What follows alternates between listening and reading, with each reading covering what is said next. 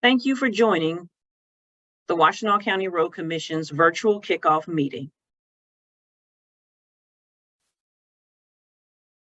My name is Tiffany Oliphant, and I'm the Communications Manager for the Washtenaw County Road Commission. I'll be the meeting host today, along with our panel of experts. Emma Sharp, our Communications Associate, will be monitoring the chat. During today's kickoff, you'll get an overview for the 2023 construction season, and we'll have a few reminders followed by a Q&A portion. Joining us today, Adam Lake, Director of Operations, Matt McDonald, Director of Engineering, and Brent Schlack, Assistant Director of Engineering. The meeting audio and video is being recorded and will be posted on wcroads.org in a few days. After the presentation, you'll be asked to virtually raise your hand during the Q&A session. I will provide instructions at that time on how to do this from either your computer, the Zoom app, or your touch-tone phone. The chat feature for this meeting is turned on. If you have a question during the presentation, feel free to ask it in the chat and we'll address it during the Q&A portion. You can find the chat window at the bottom of your screen. The floor is yours, Matt.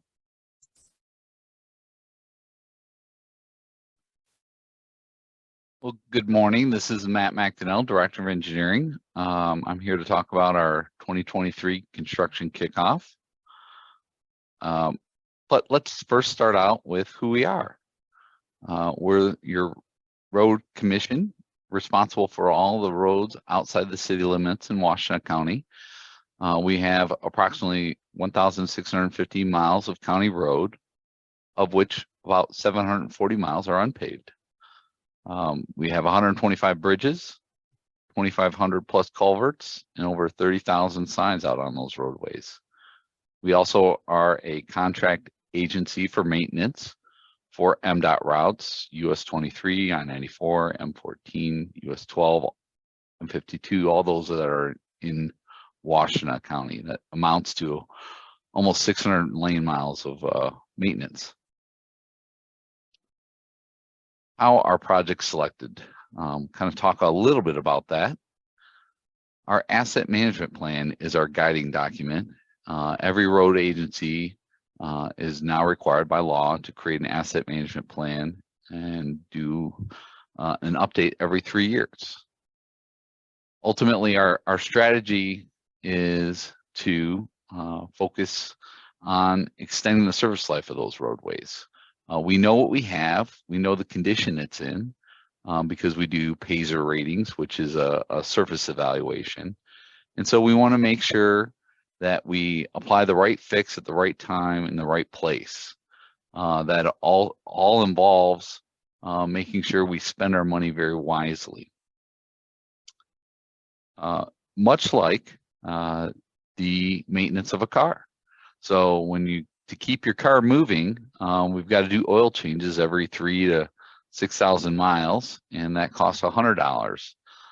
Versus if you didn't do that preventative maintenance, you would be having very expensive repairs for a new engine. So thousands of dollars versus hundreds of dollars.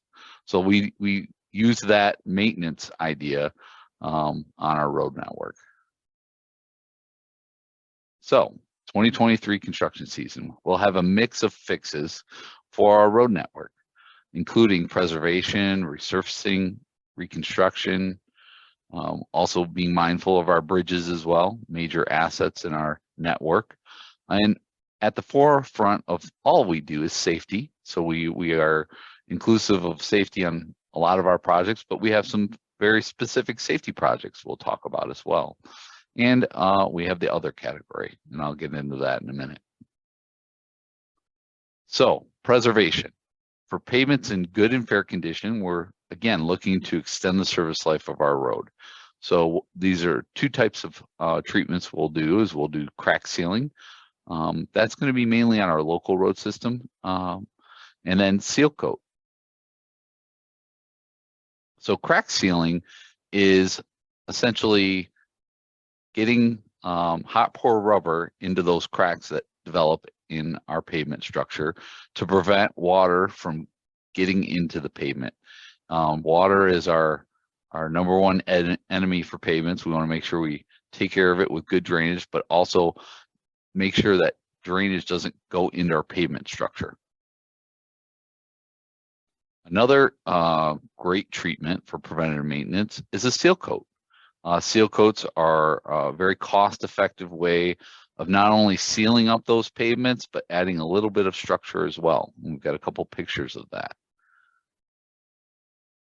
So here we see an asphalt product sprayed onto the roadway, and then our chip spreader is spreading those smaller stones onto the road, and then we come by with rubber tired rollers to embed those chips to seal up that pavement and provide a surface.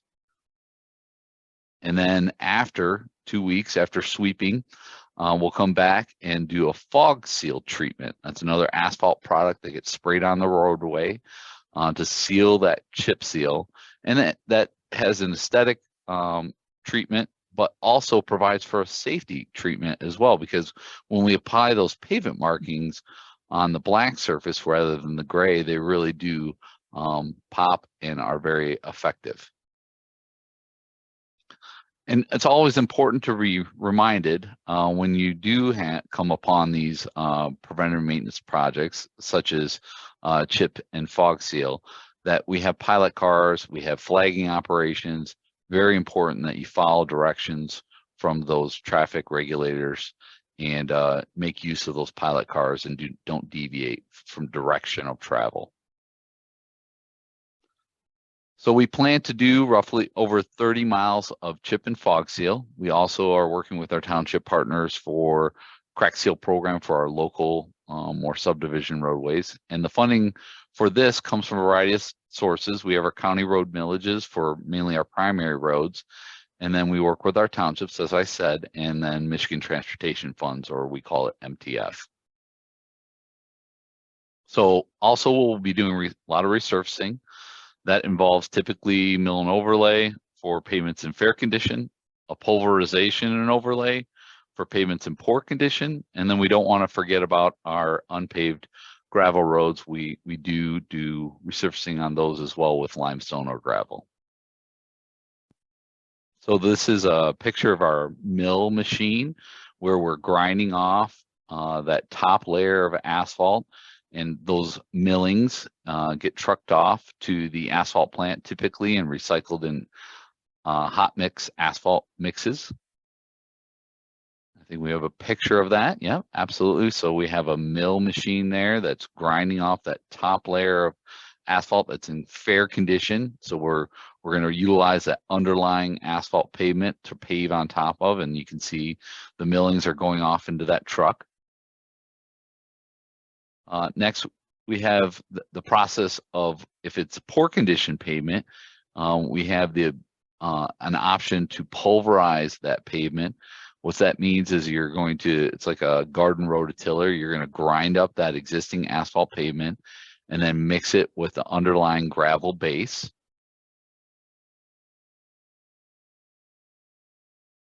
We have a picture of that, and you can see this is the pulverizer. It's taking that existing asphalt pavement that's in poor condition, grinding it up, mixing it with that underlying base material, and then we go ahead and grade and shape that and pave on top of that. And then here's a picture of our paving, which is, this one's on a mill surface where we're placing a new hot mix asphalt top course. And then a picture of our gravel roadways where we're reinvesting material. This is a gravel limestone resurfacing where we're trucking in material, and then we'll come by with a grader and compact that as well, so that we have a new resurfaced unpaved road. So the resurfacing program, we plan to do roughly 20 miles of hot mix asphalt resurfacing.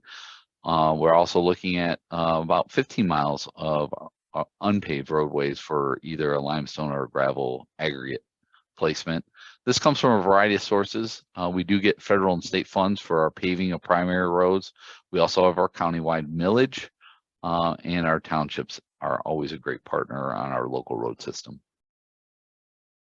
So we are going to do some reconstruction So reconstruction is for those poor pavements where we need to remove the pavement and underlying base material. We'll also correct drainage problems or sub-base issues. These are for roads that are very poor condition. We also oftentimes will, when we're doing an intersection reconstruct, that's a reconstruction of the existing intersection. Example of that would be the reconstruction of Michigan Avenue between I-94 to Hewitt Road in Ypsilanti Township. We had a virtual meeting on this, and it has its own project page if you're interested in learning details on our website for Michigan Avenue. And then we are going to be constructing a single lane roundabout at the intersection of Bemis and Whitaker Road in Augusta and Ypsilanti Townships. That also too has its own webpage. We'll get into that a little later in the presentation. That is scheduled to start after school lets out in mid-June. Our bridges are a very important asset, and we want to make sure we certainly pay close attention to them as well. We're required by law to inspect all 125 bridges every 2 years, and if the bridge is in poor condition, we would need to inspect it on a yearly basis. This year, we're looking at a bridge preventive maintenance project that's going to do an epoxy deck seal on our 18 of our bridges throughout the county. Culverts, another important asset that we keep track of. We have over 2,500 culverts that convey drainage. Culverts are generally defined as less than 20 feet in span width. And then those that are 5 feet or bigger, up to 20 feet, we inspect every 4 years. We are going to be replacing some of our larger culverts.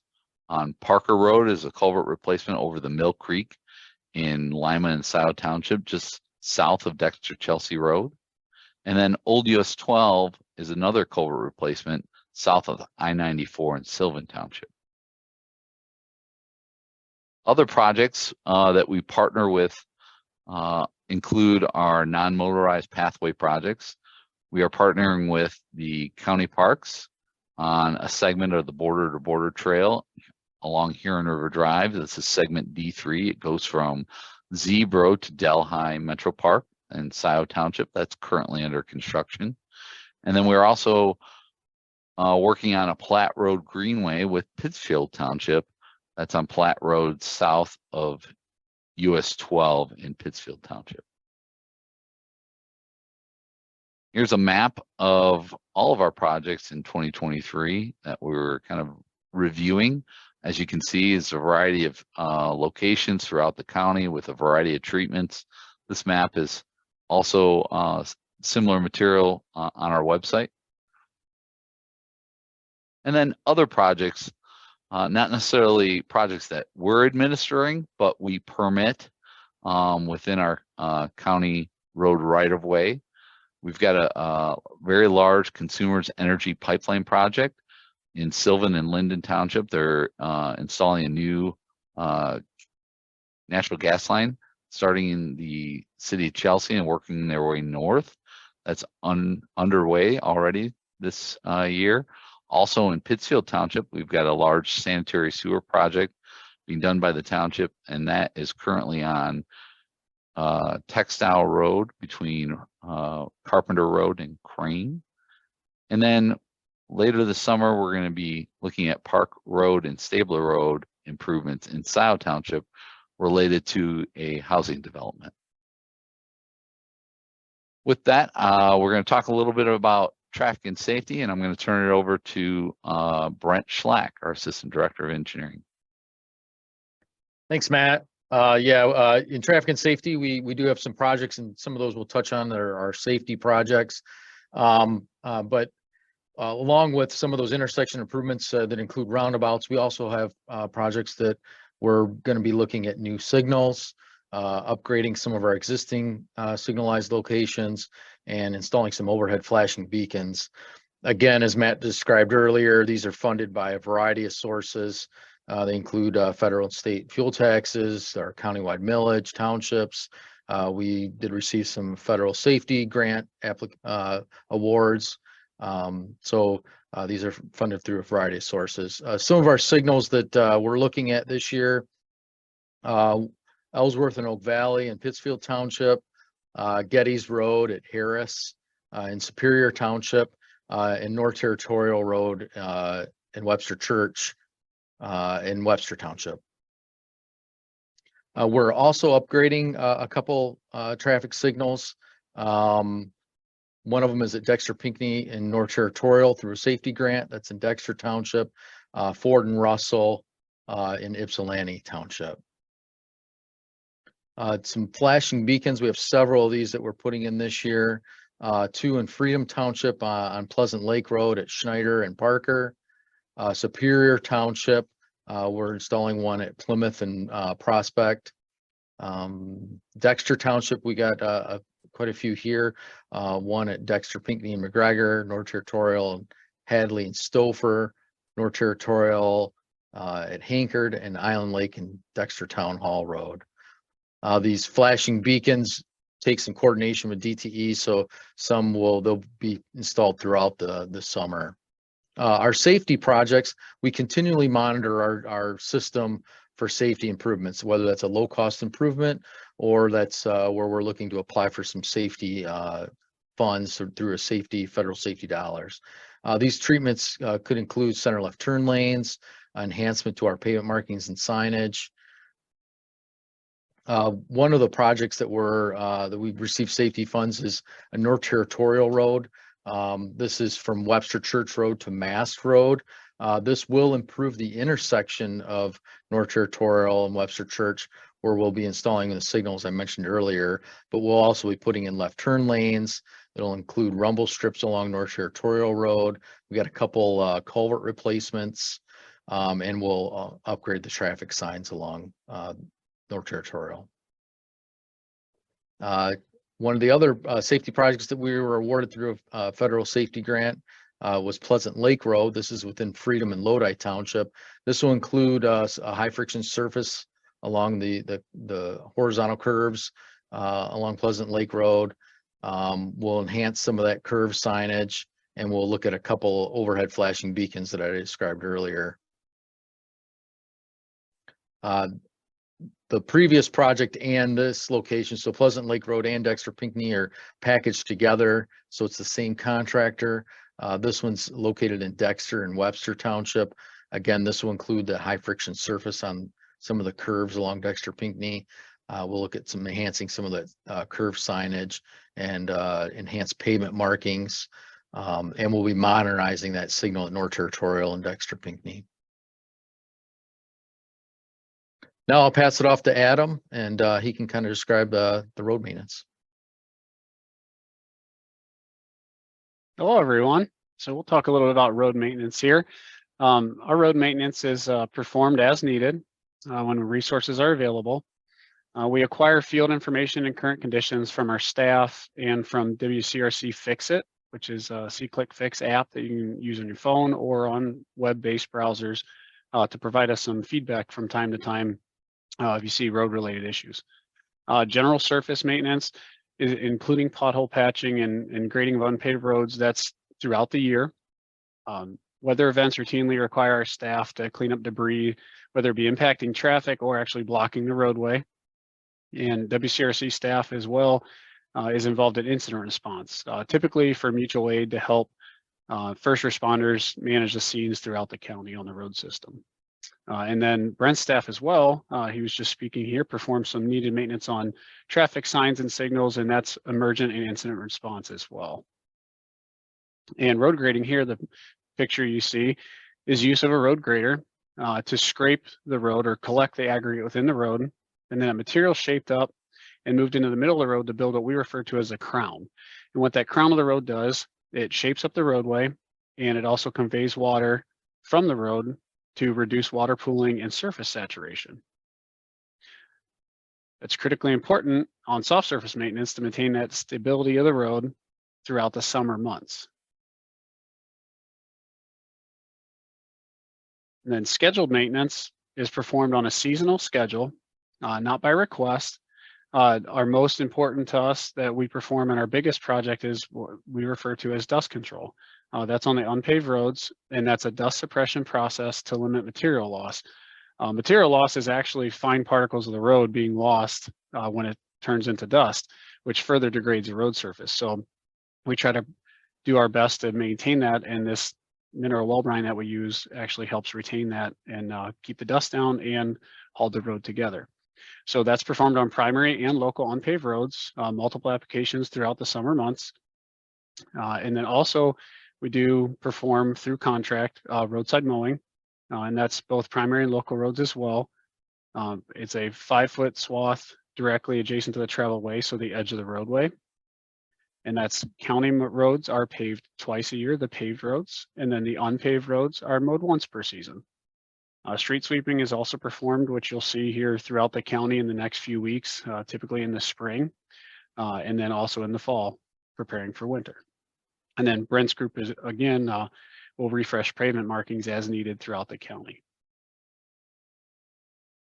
So we'll talk a little bit about scheduling, as I've noted that a few times before here in the last few slides. So scheduling, it's a good time to talk about this and answer a great question we get.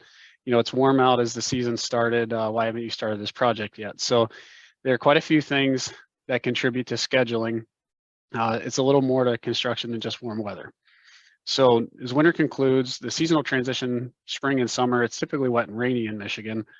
So the road bed becomes a bit saturated. Our goal, and really it's a necessity, to have a dry, stable roadbed prior to construction. In addition to the necessity for dry soils, there's also environmental restrictions that play a part in how we schedule our projects and when we actually conduct the project. In some cases, we do perform off-season projects, but that presents many challenges related to weather, materials, and just crew availability itself. Michigan has a shorter construction season, so it's a little bit more challenging, but we do our best to make the most of it. And then noted previously, you know, weather and moisture can delay project in general, but surface maintenance projects as well. So what we refer to recently, the seal coating and the chip sealing, and then also paving. If it's rainy weather and wet on the surface of the road, we also can't do work at times. So moisture does create delays for us from time to time. And then the complicated portion of the scheduling is all the moving parts. We try to coordinate our projects, but there are a lot of moving parts. Each element could delay our project beyond the original schedule. We remain conscious of that and constituent needs, but sometimes we just have limited options for scheduling our work. So flexibility is built into the majority of our contracts, but what we balance is flexibility and then overall cost due to delaying a project. So many projects can be affected by permits requirements in general. An example would be an environmental restriction that requires special permitting, and then it specifies when work can take place. MDOT specific projects can greatly affect our schedule. We work directly with MDOT during project development for both state and local projects, because whether it's a detour onto a public road or a necessary permit, project schedules can be delayed because of that. And then we have recognized some supply chain shortage delays here recently, but we usually work with our sources to manage those sporadic delays. Then work zone safety is near and dear to all of us because we all spend quite a bit of time out on the roadside. Unfortunately, there are some statistics that are a little bit disheartening. So according to Michigan's Office of State Safety Planning, there were 5,800 work zone related crashes in 2021. And the very unfortunate part is that this resulted, in 20 work zone fatalities and 1,451 injuries. They're not accidents. They are avoidable when things happen in a work zone. I think the biggest thing for all of us, we are all dads, mothers, sons, and daughters to someone outside of where we work. Now, Michigan did put a great effort to provide some awareness and support with the Michigan Move Over law. That's providing some guidance for motorists. So we are appreciative of that. We appreciate the state's effort to try to keep us safe as we perform our work. And then just a little reminder, when the sign says road closed, the road is closed. And that is closed to pedestrians, bicycle riders, river closures. There's it's kind of closed for a reason. So we try to keep everyone safe by putting the traffic devices there to notify people. So we would appreciate if people would respect that as well. So I spent some time talking about road work and kind of scheduling here, but I'm going to kick it back to Tiffany, who shares that same passion for roads that we all do, to speak a little bit on construction communications.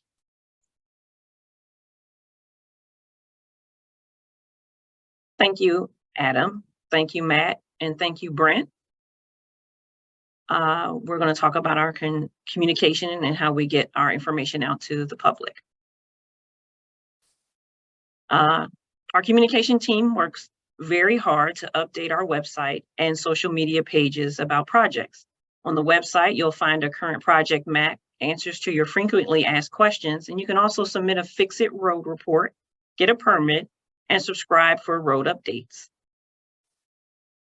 Here's a look at a map of our road closures and projects. The blue lines are resurfacing projects, non-motorized pathway projects, safety projects. The red dots are intersection work, signals, signage. And then here we have our weekly road work schedule. We send out our weekly road work schedule, which includes major projects that impact travel in Washtenaw County. It doesn't include routine maintenance and activities like pothole patching, and the schedule is consistently evolving. So this report is subject to change after publication. This is an example, and I'm going to show you now an example of where to find this weekly road work schedule on our website.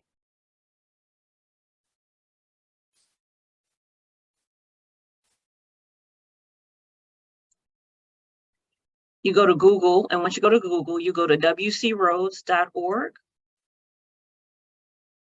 Once you're on our website, you can go to the Road Work and Construction tab. Here's the weekly road work schedule.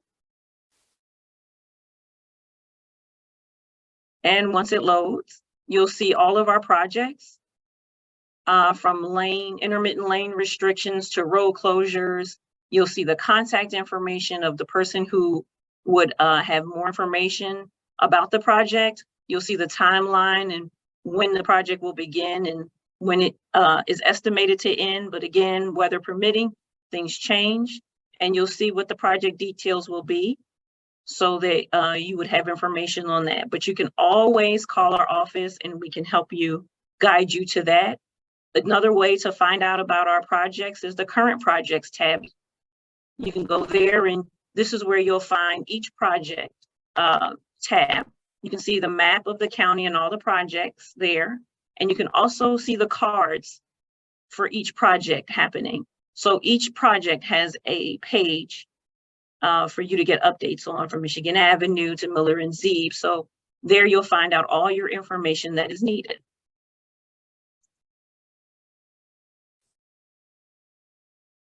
We send this weekly roadwork schedule out every Thursday. Our hours of operation during the spring and summer are Monday through Thursday, 6 a.m. to 4:30. You are our second set of eyes. Our WCRC Fix It service request is a way to let us know about safety hazards, timing with traffic signals, an object in the road, etc. There's a whole bunch of reports you can make there. You can download the app, or there's a link on our website. It takes a few minutes of your time. Once it is complete with an email address, you will start receiving updates at your request. There are several ways to communicate with WCRC. You can virtually join our board meetings or just come in person every first and third Tuesday of the month at 1 p.m. We welcome you to chat with the Road Commission every Wednesday from noon to 1 p.m. You can also follow us and get updates on these social media platforms. We will respond in a timely manner. Now I'll open up this portion of the kickoff with a question and answer period. If you are viewing our meeting on your computer, first, make sure to click the join audio. You can then raise your hand by clicking the reaction or participation button at the bottom of your screen, and then raise your hand, and then the raise your hand button at the bottom of your screen. If you dialed into the meeting from a touch tone phone, you can raise your hand by dialing *9. I will unmute participants with raised hands one at a time. I will announce your username or last 4 digits of your phone number when it is your turn to speak. We are happy to answer as many questions as possible. Please be respectful of others' time.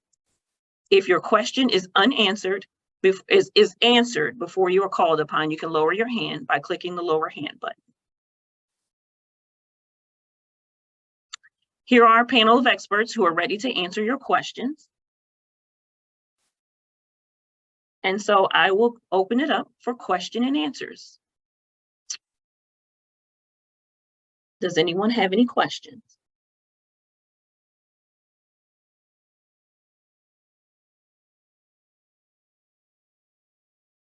Well, I don't have any questions right now. I know we do want to stress that work zone safety is crucial to our organization. Our folks are mothers, brothers, sisters, aunties, and uncles. Please take your time in our work zones, move over, slow down. And if the road closed sign says road closed, please don't go through our work zone. It's for your safety along with our crew safety as well. I have one question right now. It's with an iPhone.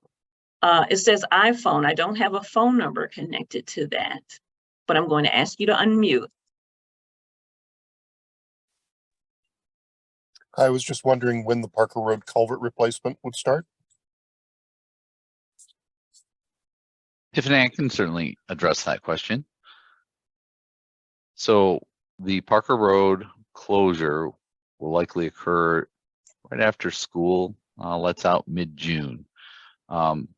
As if you've driven that route this spring, we had some DTE gas relocation work that occurred. They need to complete that work. So they're going to be allowed to close. We're going to close the road, allow them to complete their tie-ins. And then our contractor for the culvert replacement will get started after the July holiday likely. We have a restriction, environmental restriction on our Eagle permit that we can't work in the water until after July 1st because of fish spawning. So we do have that restriction, but we're going to get DT gas out there, complete the utility relocation, and then our contractor will get going after July 1st, and then hopefully within 4 weeks or so, 4 to 6 weeks, we'll get that project wrapped up. So will there be a force main project attached to that as well on the opposite side from the gas? So there's an existing sanitary force main on the west side of the road that we do not believe to be in conflict. So the gas main is on the east side of the road that they've already relocated, and they need to tie back into the existing gas once they get beyond the culvert limits. Who did you hire, just out of curiosity? That's a great question. I'll look that up and I'll put it in the chat. That's fine. Thank you. Thank you.